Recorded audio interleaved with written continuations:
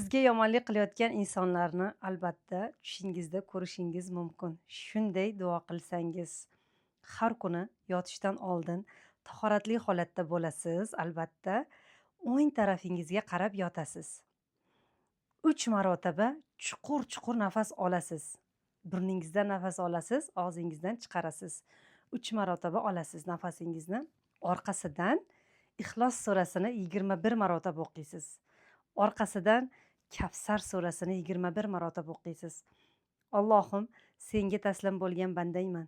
Kim nima yomonlik qilayotgan bo'lsa, ularga o'zing kifoya qilgin.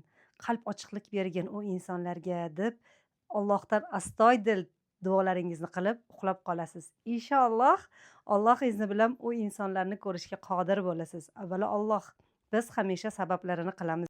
Ixlos xalosdir.